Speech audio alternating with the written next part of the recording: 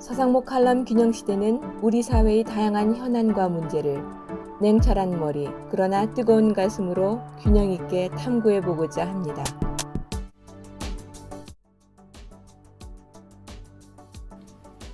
안녕하세요. 오늘 서상목 컬럼의 주제는 내년 대선의 승패를 결정할 세 가지 변수입니다. 한국 정치는 대선에서 시작해서 대선으로 끝난다고 할 수가 있습니다. 그만큼 대통령이 중요하다는 이야기죠. 그 이유는 대충 다음과 같습니다. 대통령은 청와대에 방대한 규모의 비서진을 구성을 해서 사실상 국정을 직접 진두 지휘합니다. 그러나 국무총리는 대독총리라는 별명이 붙어 다닐 정도로 평소에는 실권이 없다가도 큰 사고가 터지면 대통령을 대신해서 정치적 책임을 지고 물러나곤 합니다. 이회창 전 국무총리가 사표를 던진 이유도 청와대 참모진이 헌법에 보장된 국무총리의 역할을 제대로 할 수 없도록 방해한다고 느꼈기 때문입니다. 장관 역시 대통령과 더 많은 시간을 보내는 청와대 수석비서관의 눈치를 살피는 경우가 많습니다. 또 국회도 비록 군사정권 시절보다는 위상이 높아졌지만 같은 대통령제를 하는 미국 의회에 비하면 영향력이 상당히 제한되어 있다고 할 수가 있습니다. 그래서 내년 3월 9일 실시된 대선이 가까워지면서 언론과 국민의 관심사는 온통 누가 대선 후보가 되고 그리고 정권 교체는 가능할지에 대해 집중되고 있습니다. 87년 6월 민주화 이후 대통령 선거를 정치 일선에서 지켜본 저는 그간의 경험을 바탕으로 내년 대선의 승패를 결정할 변수로 다음의 세 가지를 꼽고 싶습니다. 첫째는 후보 구도이고요. 둘째는 집권 세력의 성적표며 셋째는 대선 당시 시대적 관심사라고 할 수가 있겠습니다. 오늘은 이런 세 가지 기준으로 지난 대선 결과를 분석해보고 또 이를 기반으로 해서 현 시점에서 내년 대선 환경을 전망해 보고자 합니다. 민주화 이후 처음 실시된 87년 대선에서 시대적 관심사는 당연히 민주화였습니다.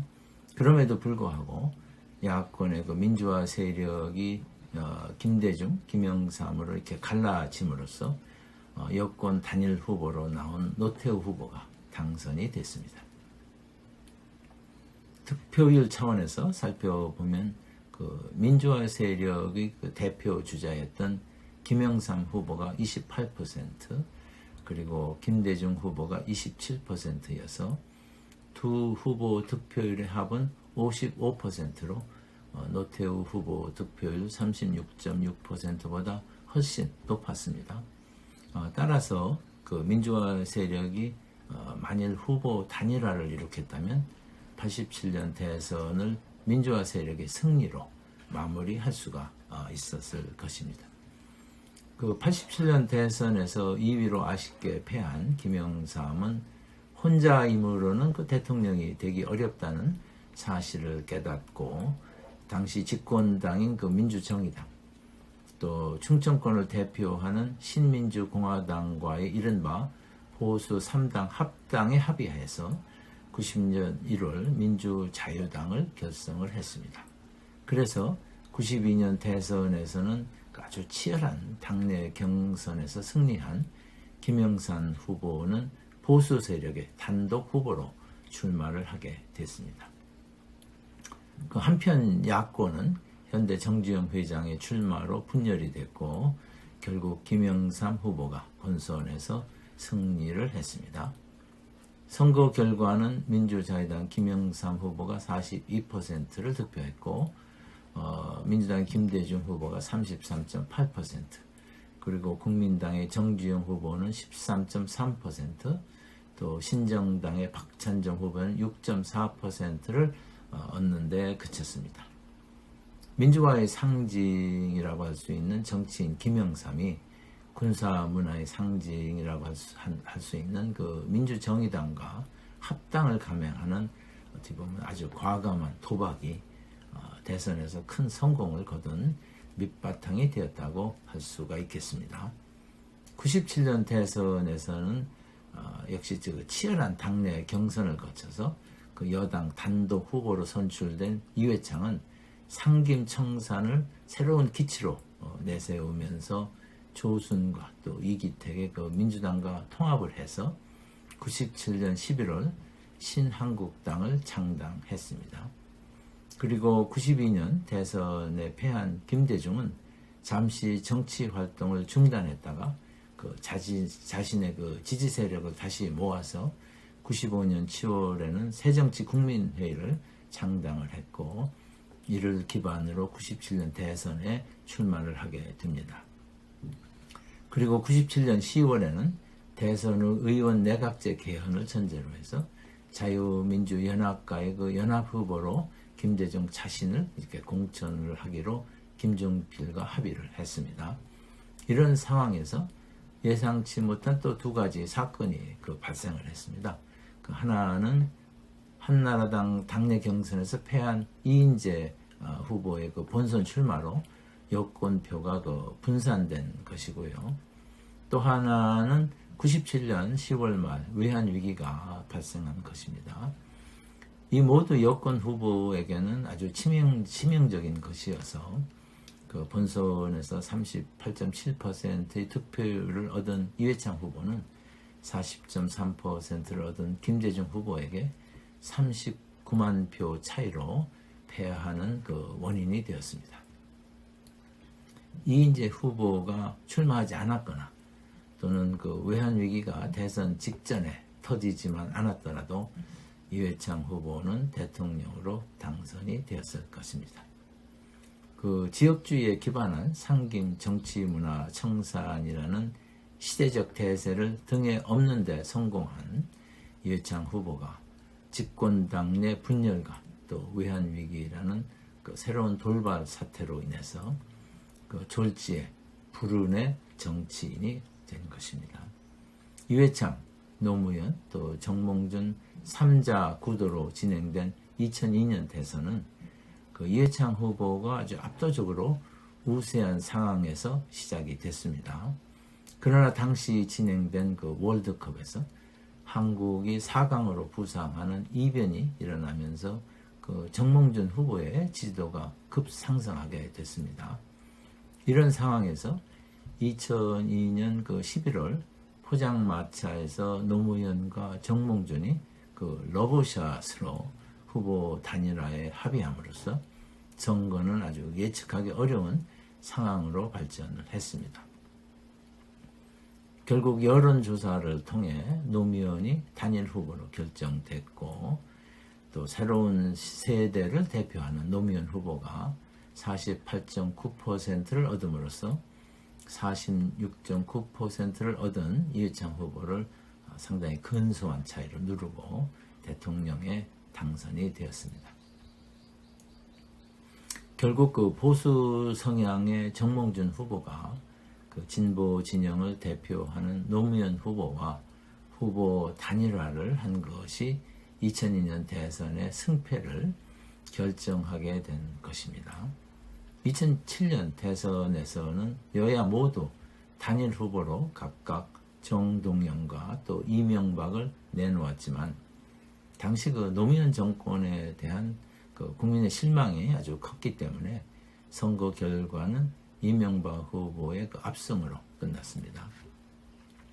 그 득표율을 살펴보면 이명박 후보가 48.7%로 정동영 후보의 26.1%보다 월등히 높았고 또 무소속 이회창 후보의 득표율이 15.1%였다는 사실을 감안하면 그 당시 그 국민이 평가한 노무현 정권에 대한 성적표가 얼마나 초라했는지를 아주 잘 알 수가 있습니다. 2012년 대선은 여권 박근혜 후보와 야권 문재인 후보가 각 진영의 그 단일 후보로 출마함으로써 상당히 그 아주 팽팽한 힘거리기가 진행이 됐습니다.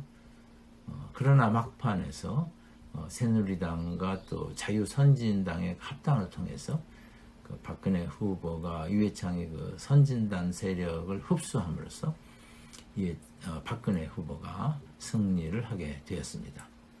그 득표율을 살펴보면 박근혜 후보가 51.6%로 문재인 후보의 48.0%보다 아주 근소한 차이로 그 우위를 보였기 때문에 만일 이회창이 자유선진당 후보로 출마를 했다면 선거 결과는 뒤집혔을 것입니다. 그 대선에서 후보 간 합종 연행의 중요성을 새삼 일깨워주는 대목이라고 할 수가 있겠습니다. 끝으로 2017년 대선은 세월호 사건과 또 최순실 스캔들로 인해서 박근혜 정권에 대한 국민적 신뢰가 아주 바닥을 친 상황에서 진행이 되었습니다. 그리고 여권은 문재인 후보로 단일화되었지만 야권은 홍준표, 안철수, 유승민 등으로 분열되었기 때문에 여권의 승리는 너무나 당연한 결과라고 할 수가 있겠습니다. 득표율로 선거 결과를 살펴본다면 그 문재인 후보가 41.1%를 압도적 1위를 했고 2위는 자유선진당 홍준표 후보가 24%, 또 3위는 국민의당 안철수 후보가 21.4%, 4위는 바른정당 유승민 후보가 6.8%, 5위는 정의당 심상정 후보가 6.2%였습니다. 한국당과 그 국민의당 간 그 후보 단일화만 이루어졌다면 최순실 사건에도 불구하고 2017년 대선 결과는 뒤집혔을 것입니다. 대선에서 후보 간 합종 연행의 중요성을 또 한 번 실감케 하는 사례라고 생각을 합니다. 이러한 대선 그 결과에 대한 분석을 통해서 우리는 그 몇 가지 그 교훈을 얻을 수 있다고 생각을 합니다. 첫째는 여권이건 야권이건 후보 단일화를 하지 못하면 이기지 못한다는 것입니다. 이러한 사실을 이제는 정치권은 물론이고 국민들도 다 알고 있기 때문에 후보 선정 과정에서의 그 많은 우여곡절이 있을 것입니다. 그러나 그럼에도 불구하고 내년 대선에서 그 여권과 야권 모두 단일 후보를 만들어낼 가능성은 아주 크다고 저는 생각을 합니다. 우선 여권을 살펴보면 현재 이재명 경기도지사가 상당 기간 1위를 유지하고 있고 이낙연 전 그 민주당 대표가 2위를, 그리고 그 정세균 전 국무총리, 이강재 의원, 박용진 의원 등이 그 뒤를 잇고 있습니다.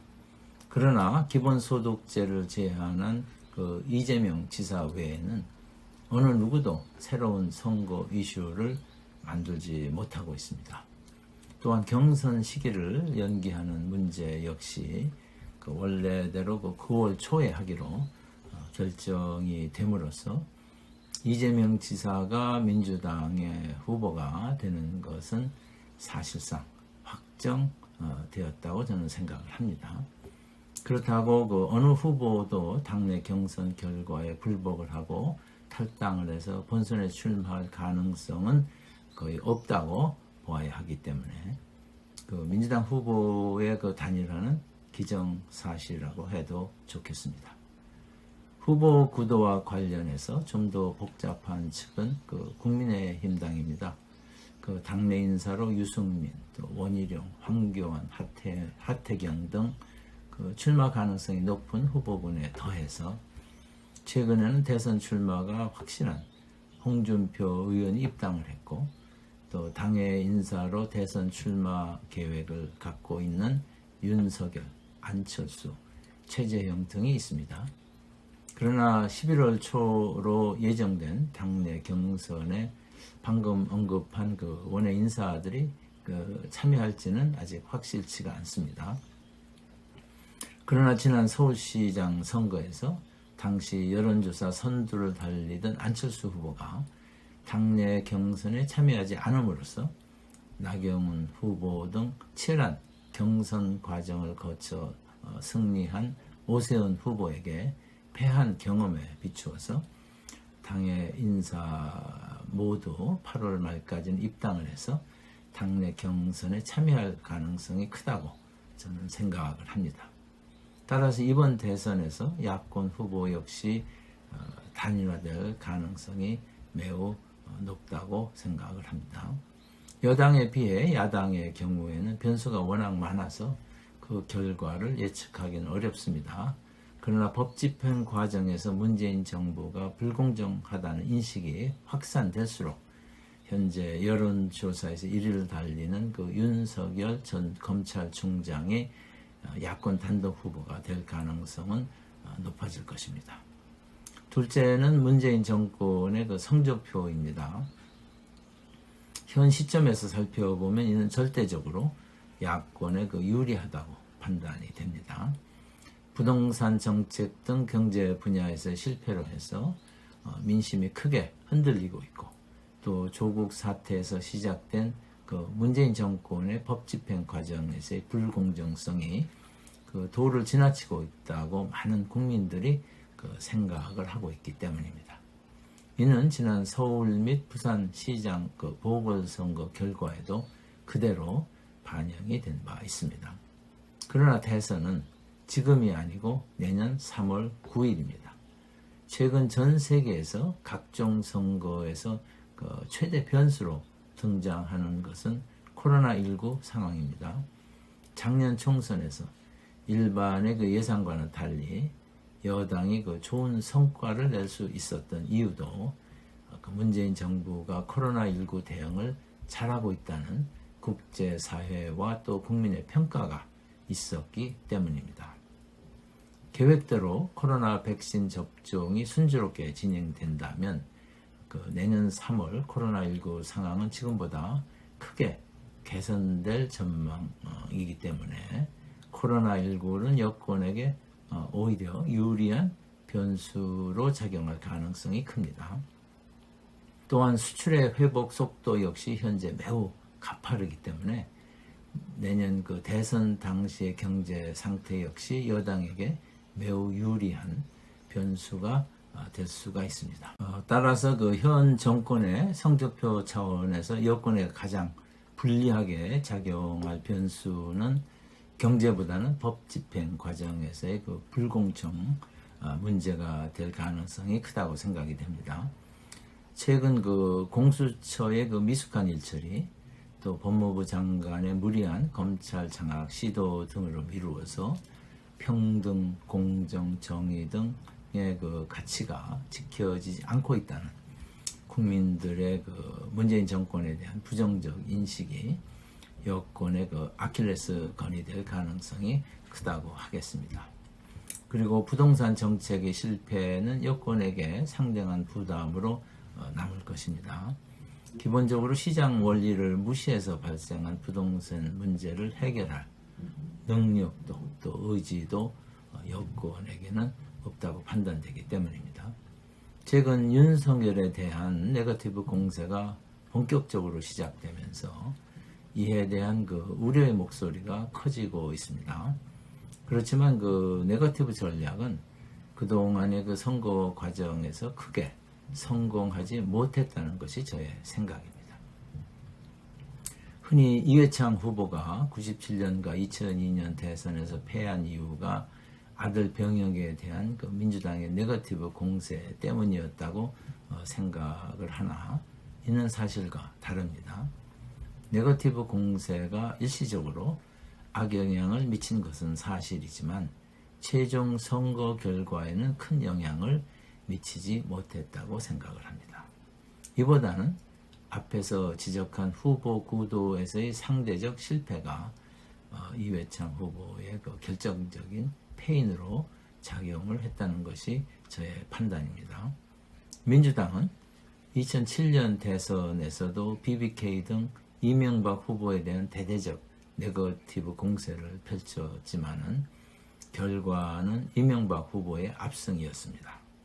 그리고 지난 서울 및 부산 선거, 부산시장 선거에서도 민주당은 그 초반 판세가 불리하자 처음부터 끝까지 그 네거티브 전략을 펼쳤습니다. 그러나 선거 결과는 여러분 잘 아시는 대로 국민의힘당 후보의 압승이었습니다. 이번 대선에서도 여론조사에서 야권 후보 1위를 달리는 윤석열 후보에 대한 네거티브 공세가 거셀 것입니다.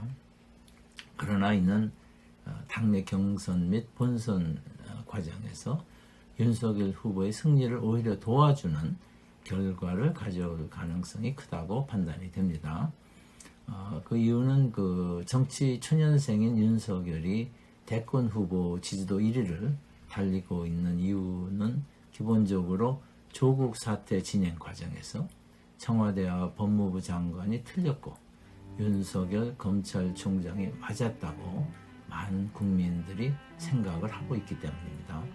따라서 그 여권에 의한 윤석열에 대한 지나친 네거티브 공세는 그의 대권 행보를 오히려 지원하는 반대의 결과를 초래할 가능성이 아주 크다고 저는 생각을 합니다. 서상목 컬럼 균형시대는 대선 과정을 신속히 분석을 해서 주요 쟁점 사항에 관한 의견을 지속적으로 제시하도록 하겠습니다. 경청해 주셔서 감사합니다. 정치에 들어온 이상 정권을 잡고 대통령이 되어 이 나라를 버젓한 선진국으로 끌어올리고 싶었다. 그러나 내가 대선에 패배하여 패자가 되면서 승자의 역사만이 남고 패자인 야당의 역사는 역사의 기록에서 실종되고 기억조차 되지 않는다.